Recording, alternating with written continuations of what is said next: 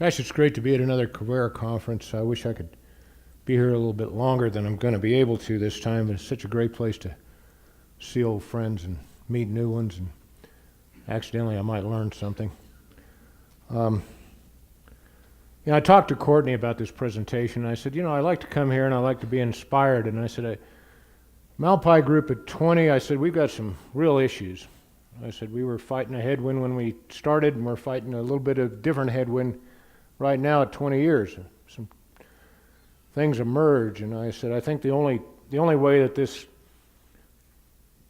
presentation is worth giving is if it imparts some of the good and the bad and the ugly, and not just a recantation of all the great things we've done, so to speak.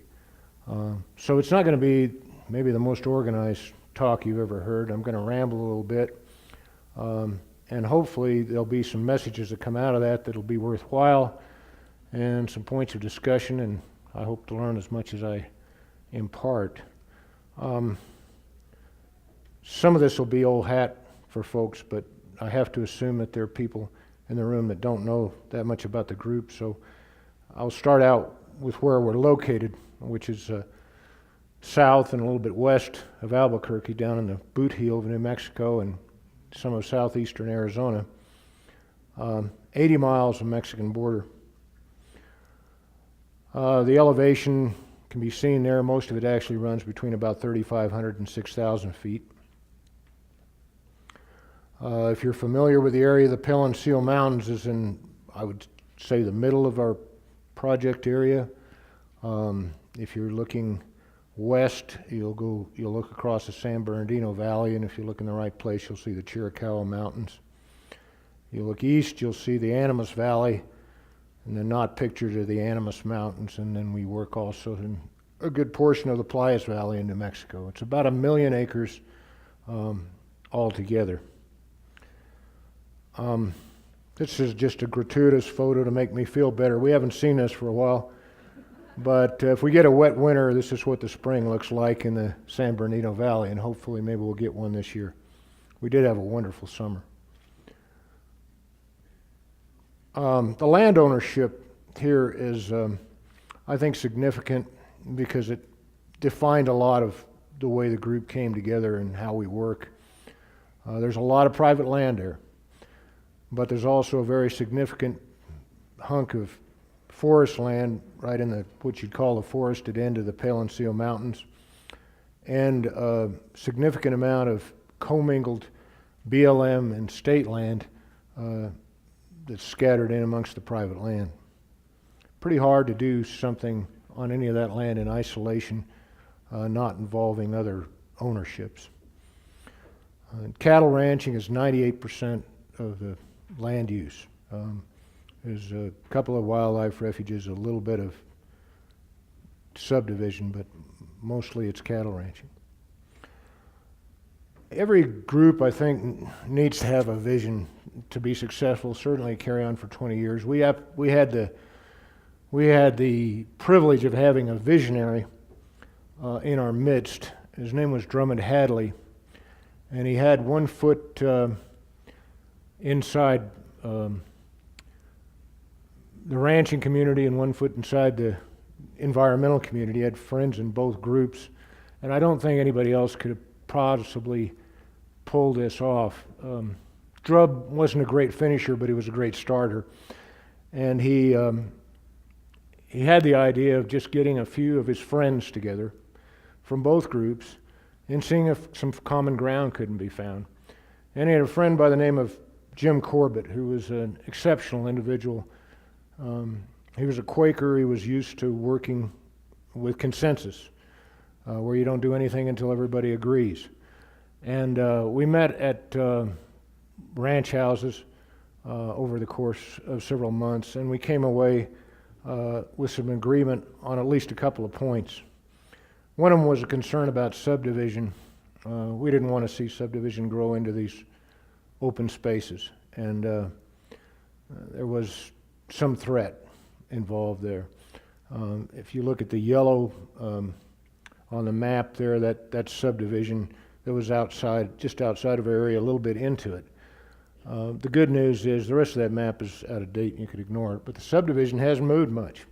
It's stayed about the same now. We'd like to take all the credit in the world for that, but a pretty sluggish, even one might call depressed real estate market has certainly played a hand in it. So we're not, we're not sure this is a done deal by any means.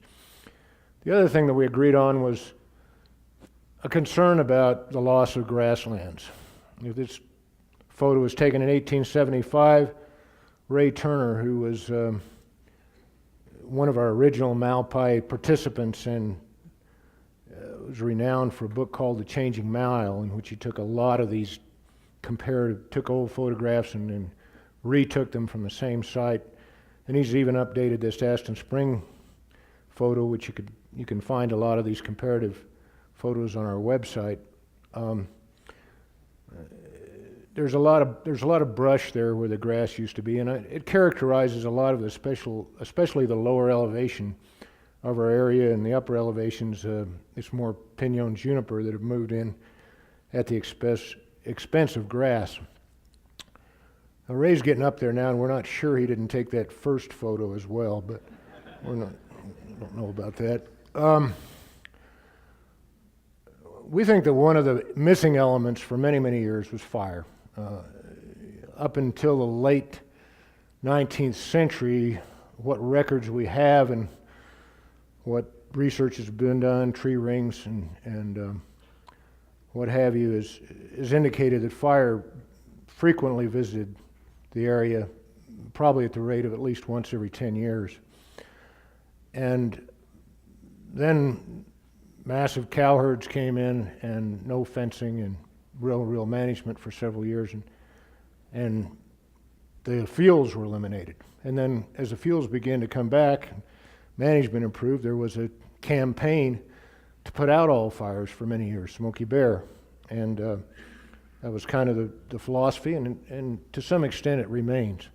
So it was one of our objectives was to try to get some fire back into the landscape. There was a fire, in fact, a fire suppression action that kind of was a trigger to our first meeting, larger meeting, when we asked all the landowners, ranchers in the area to come together and put together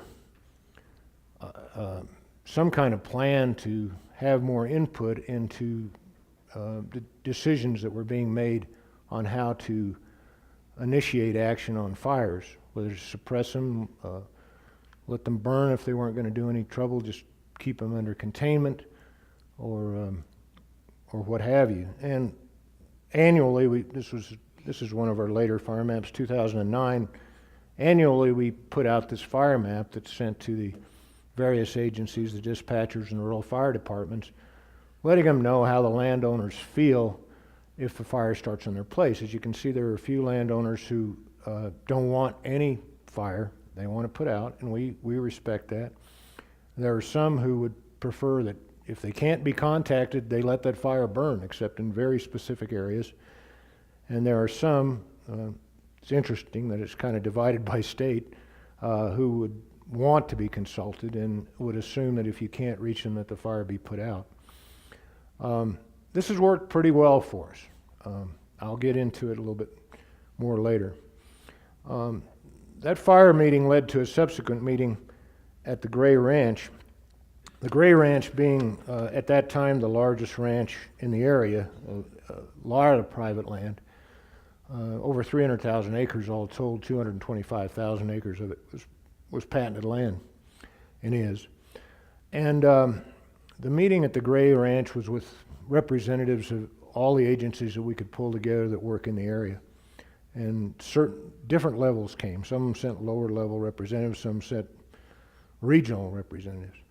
But it wasn't planned, but everybody slept on the floor. We stayed the night into the next day, came out with not just a fire plan approach, but a whole ecosystem approach, which kind of meshed with what was going on at the time, which was a push in the early Clinton administration to take a whole ecosystem approach to management. And in fact, they put out a handbook, and in the handbook they continually referred to the Malpai Borderlands Group, which had just barely gotten started as a model. But at this meeting was the genesis of the whole thing. And I left the meeting thinking, well, this is all fine and good, but there'll be no follow-up from the agencies. I couldn't have been more wrong. The agencies were very anxious to take a different approach, very anxious to have local folks take the lead, and they coming in as our partners, so to speak. This is another shot of the same ranch as the Cienega area. It's now known as the Diamond A Ranch, and it was purchased from the Nature Conservancy by the Hadley family, who created an entity known as the Animas Foundation that is a nonprofit and runs most of the ranch. They've since added to that ranch, and there's parts of it that are for-profit, but the original purchase remains run by the Animas Foundation. It was purchased from the Nature Conservancy with conservation easements on it, so it could never be developed. And that should have been, I guess, the end of the road for the Nature Conservancy there, except that we were intrigued by some of the individuals that worked for that agency. They came out of the national office in Arlington, which was unusual. And we asked them if they would stay and work with us as we tried to put together our new group. And some of them are still with us, even though they've retired from the Conservancy. And we still have significant contact, especially with the Nature Conservancy in Arizona, but also in New Mexico. We've lost our contact nationally, but that's probably okay. It fit while we had that transaction going on. However, our involvement with the Nature Conservancy brought a real backlash from some of the local community. Some of them didn't want us to consort with environmentalists of any kind. Considered the Nature Conservancy to be a radical environmental group. Some still do. I'll go back to that fire map for a minute. You see white spaces in there. There used to be a lot more of those white spaces. Those were people who just didn't want anything to do with us, including even a fire map. And there's still a couple of them left, but we're pretty mainstream now. People have come to understand that we're not doing anything that's that crazy. We're just trying to take a little bit different approach. But it was hard for a while when you had friends and neighbors who were whispering about you and often telling out and out lies, trying to undercut you. This is a photo was taken a year and a half ago, and most of the board is there. I see Larry Allen managed to escape being in the photograph, but we got a photo of Larry later that he hasn't changed a bit. That was taken 25 years ago, I think. But the one thing is, a lot of people think we're kind of the same old group, but some of those faces look familiar, but we actually have just 2 of our original board members left from the original group. So we are getting some fresh perspectives, and they're badly needed. I think that one of the things that I worry about is that we're going to be trying to find the answers to yesterday's questions. And at the same time, you don't want to just be trendy. You want to be true to why you formed the group, and you certainly want to be true to the things that the landscape needs. But so there's a fine balance, and we try to be diverse. We have a professor from the University of Berkeley on the board. We have retired Forest Service on the board. It's not just all ranchers, but trying to find that right balance is a continual struggle, and that's something that we work at. Our goal statement, we revisited it at that retreat a year and a half ago, decided to stick with it. We think it's still a valid way to go forward, broad enough to cover most anything that comes along. We still have most of the same cooperators. We've added 2 or 3 that aren't on this list now. Some of them we work with closely on a very regular basis, some of them only occasionally. It's how we can manage. If we don't work with these folks, we don't get anything done. Early on, and there's Larry's picture. You'll probably see Larry here at the conference. As I say, he looks just exactly the same. But early on, Larry Allen was loaned to us, so to speak, by the Forest Service, and he had other duties, but he spent a lot of time working with the Malpai Borderlands Group, especially trying to get our fire plans into place and get our fire program going. Ron Bemis with the Natural Resources Conservation Service was exclusively working with the Malpai Group, and that position lasted as a standalone until this year. And Don Decker, who's on the left there with NRCS, was just recently told that he was going to be district conservationist, and he would work with the Malpai Group as he could. Don personally still thinks we are his priority, and we'll see how well this works out. I've tried everything I can to support that position, but right now NRCS is having some problems nationally. Frankly, they've been under audit, and then they've made some mistakes, and they're in a very defensive mode right now, and it's tough to do anything very innovative with NRCS right now. It's sad to see. This position was out of the Arizona state of Arizona conservationist office, and she said, well, there are a lot of groups now that want a coordinator, and I can't provide them one. And I said, so you're going to take ours away? That's the answer. It hasn't quite happened, but right now it's trending in that direction. It's not good to see. I mean, I don't understand that support level, and I hope it will change. As far as the Forest Service goes, when Larry retired, we had another fellow, Rich Kowali, come in behind him. But we got off some big burns. We got our programmatic plan in place, and we kind of let that position go, except to keep a liaison, and that's Jennifer Rule, who does a great job in that capacity from the supervisor's office. However, I have some concerns about our relationship with the Forest Service too, and I can talk about that in a minute. We've done a lot of burning. It's amazing, really. In 20 years, we've averaged 20,000 acres a year in the area of burns, and that includes, starts for both natural and probably man-caused, but certainly prescribed burns as well. This burn was the largest burn that we've done. This was kind of a complex burn in terms of jurisdiction. Took a lot of time to set up.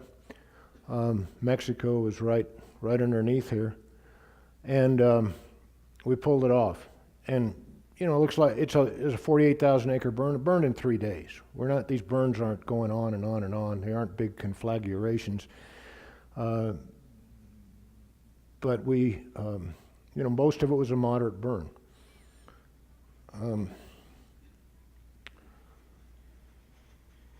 The other thing I wanted to say about that, though, that I'm a little disappointed because, in the last 5 years, we haven't gotten a burn off.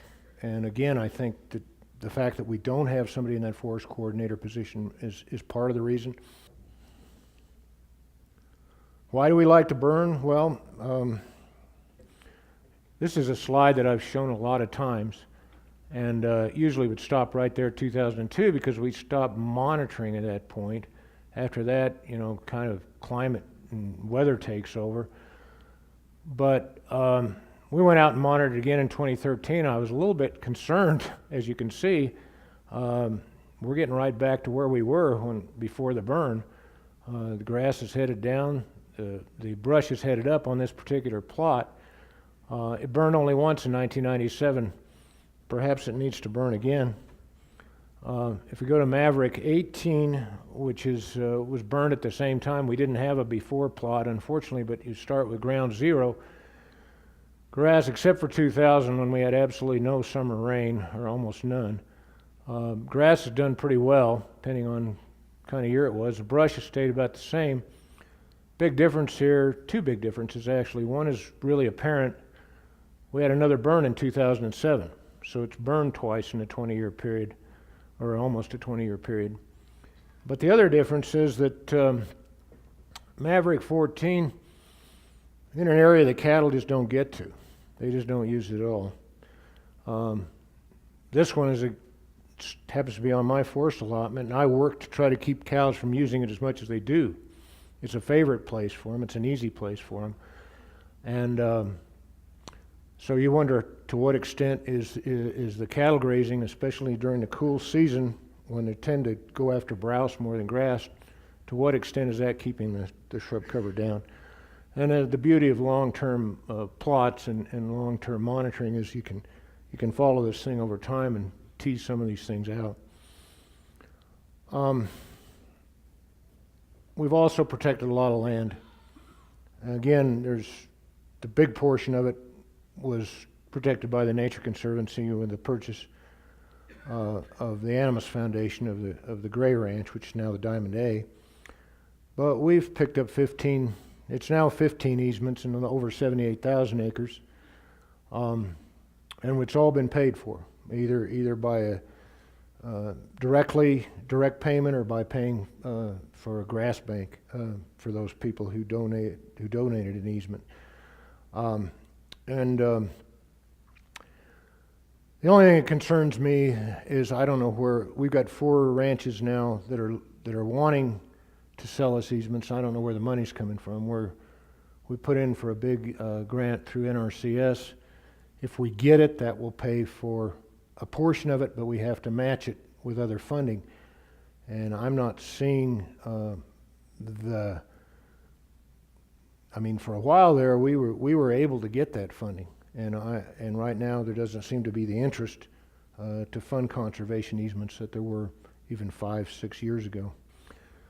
Ridge-nosed rattlesnake's been a little bit of a mixed bag.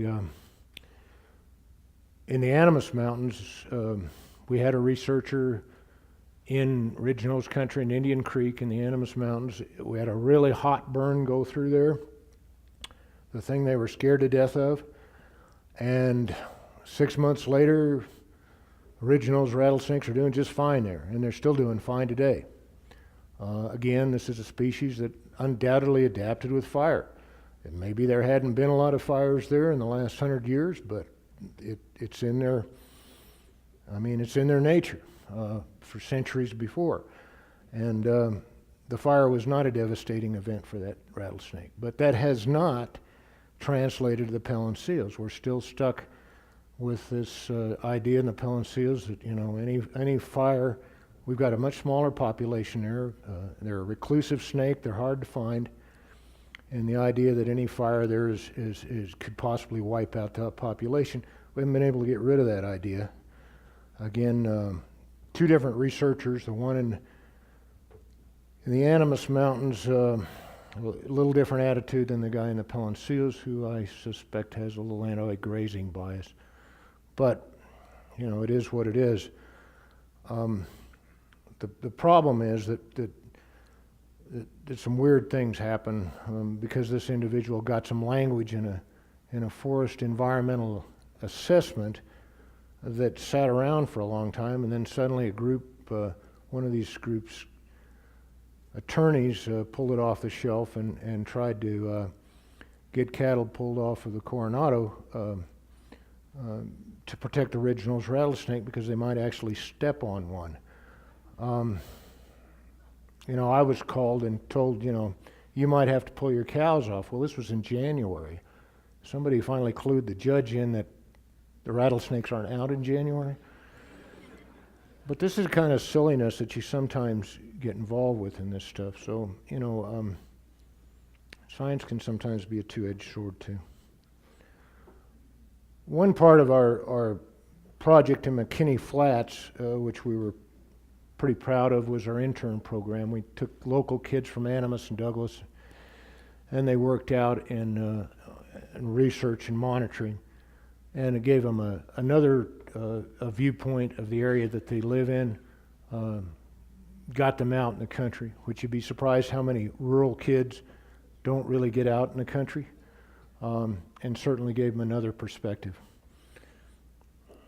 Going down an outreach trail a little farther, we've had, I don't know how many hundreds of people come down to learn what we're doing, that want to learn, that want to do similar things. One of the more exciting ones was our exchange with the Maasai, where some of us actually got to go back to Kenya or Tanzania, and that was a wonderful experience, very fulfilling. Had a lot in common with those folks.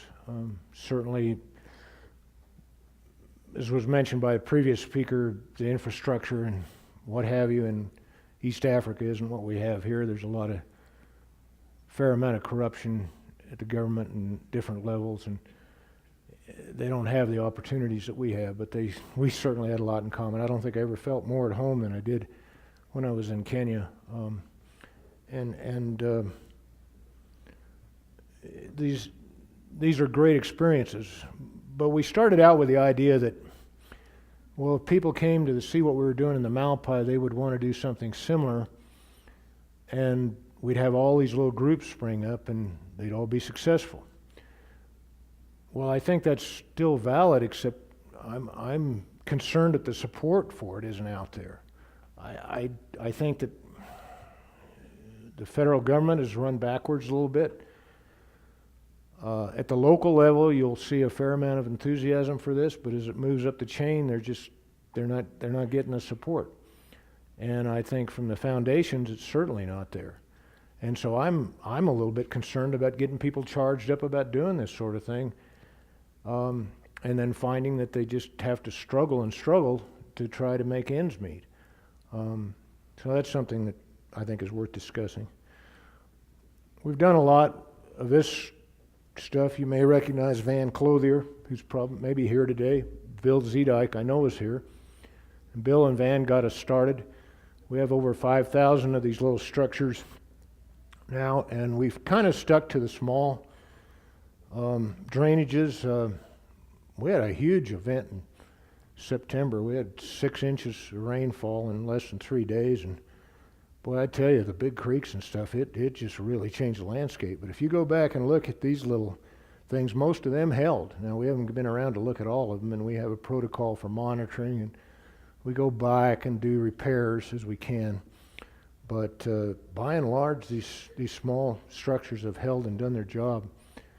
Our biggest problem is the crew that we use to do these is in such high demand that we have trouble getting them. This has become a very popular thing around southeast Arizona.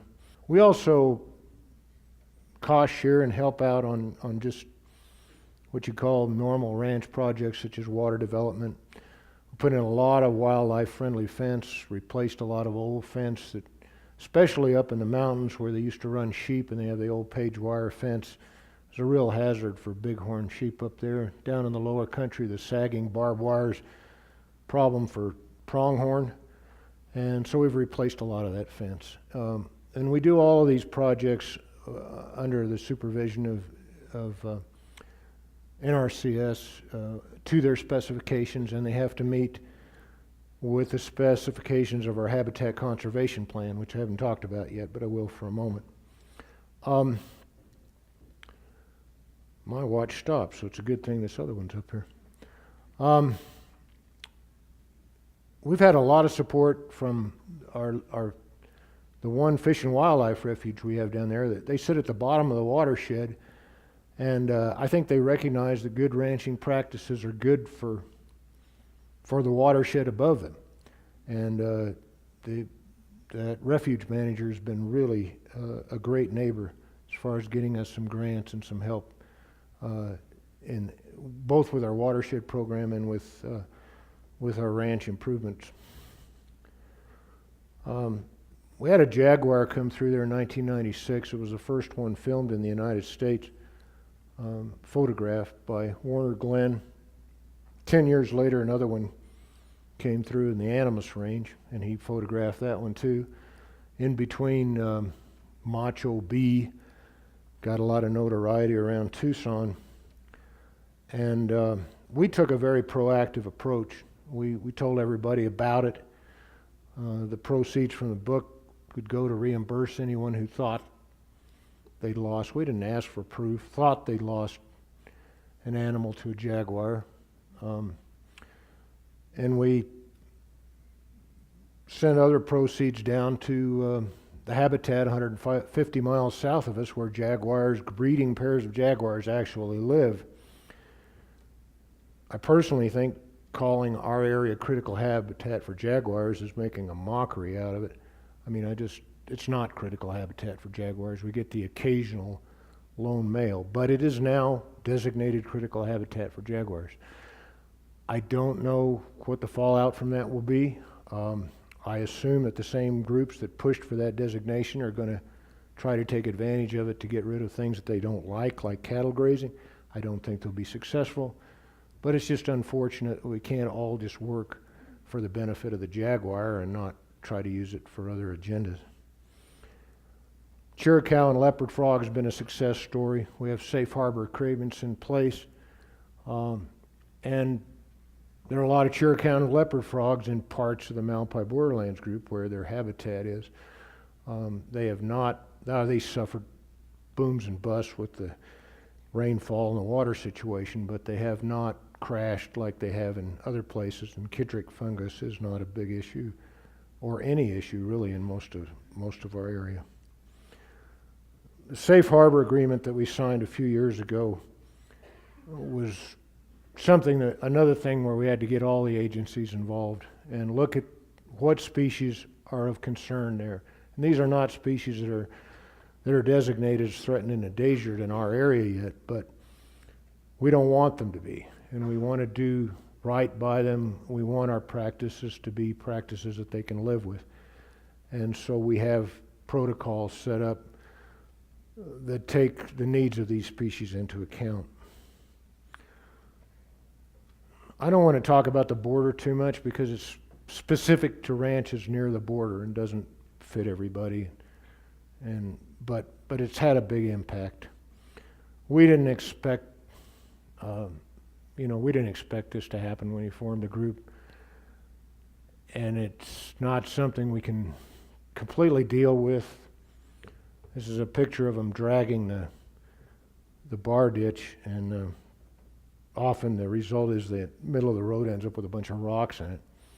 But they do this so they can then go back and see if there's any fresh tracks going across, they being the Border Patrol. But the process at the Malpai Group, the way our meetings are conducted, the Border Patrol began coming to the meetings, and I do think that we've been a major player in changing the attitude, which early on was, from the Border Patrol, was quite frankly condescending. It was pretty much, we know what we're doing, you guys kind of get out of our way and we'll take care of it. And they found out that didn't work well, especially as more and more they pushed the illegal traffic out into the remote areas.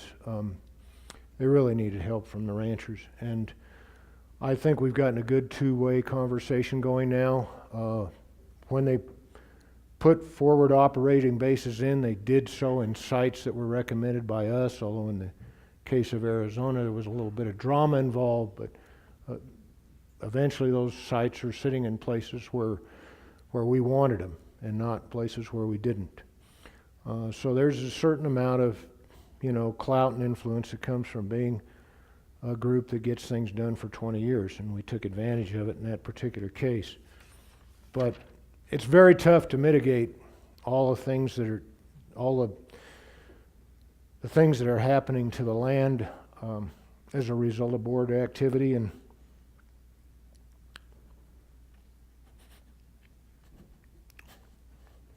this one still gets to me.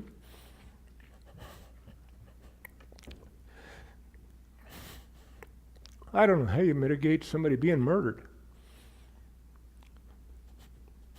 We lost a board member. I didn't expect to this has been 4 years ago. I don't expect it to still affect me like this, but it does. And the killer went into Mexico, and he's never been apprehended. We don't know why Rob Krentz was killed. For a while, we thought they were just going to try to take us all out, but that hasn't happened.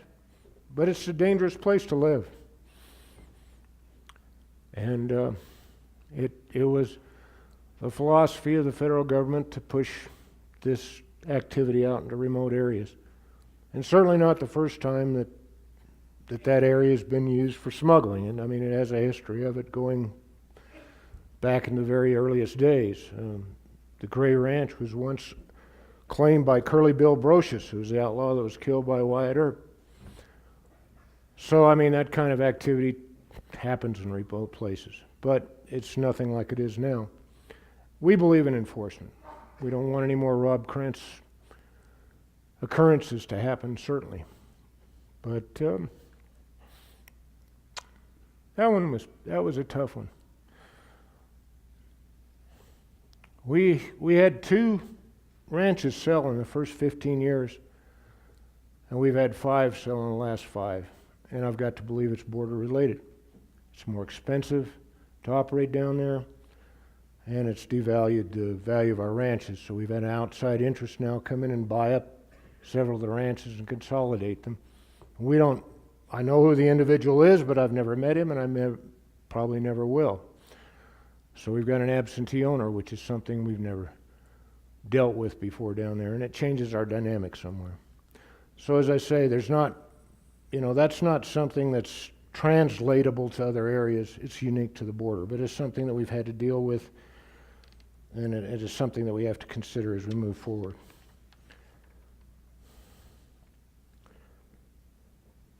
I got to quit showing that Krantz slide because I can't handle it.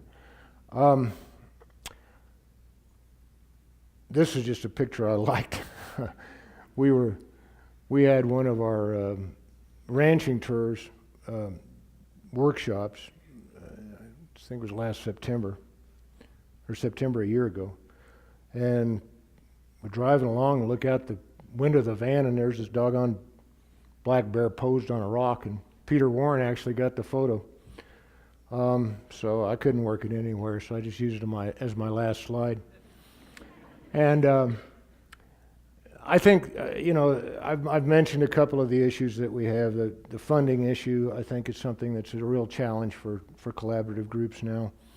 Border issues for us are a challenge. But I think our number one issue is one that's going to face any of these groups, and that's succession. How do you keep a group going that's got a small population base in a remote area? A Quivira Coalition's done a great job, but let's face it, the Quivira Coalition has got a fair amount of resources. Santa Fe and Albuquerque, surrounding area, there's a lot to draw on. You get in these more remote areas and you've got a few ranchers and you don't have a lot of human resources to draw on in terms of leadership, in terms of skill set that's needed to keep an organization like this going. So you got a couple of choices. You can easily either, have homegrown talent on the ranch, and that means that that's somebody that wants to stay on the ranch and somebody that's willing to stay on the ranch and work with the Malpai group as well as doing what's required by the ranch, which is a lot to ask. Or you can bring someone in from somewhere else, and that can be problematic because you have these small communities, the certain culture, everybody knows everybody, or in the case of Douglas, Arizona, it's very much a border culture. It's not something that everybody's used to. If that person that comes in has a spouse or a significant other, they're going to need employment, and that can be a problem in a small rural community. So there are challenges to moving ahead when the founding generation starts to, in some cases, die or retire or decide that they're tired and don't want to work so hard. And that's what we're facing right now. And I'd hoped that we would have had, we've had a couple of meetings that have been dedicated to this, and we were supposed to have one right before this meeting, but our chairman got injured on the backhoe incident, so we put the meeting off until February. So I don't know how that's going to turn out, but we're working on it. I'm optimistic that we will find a way forward, and I think we have to, because I don't think there's really a good alternative to getting conservation on the ground on a larger scale than these collaborative efforts. I think that they're very, very necessary for that, and I hope that they'll once again receive the recognition from funding sources and political sources that they need to be successful.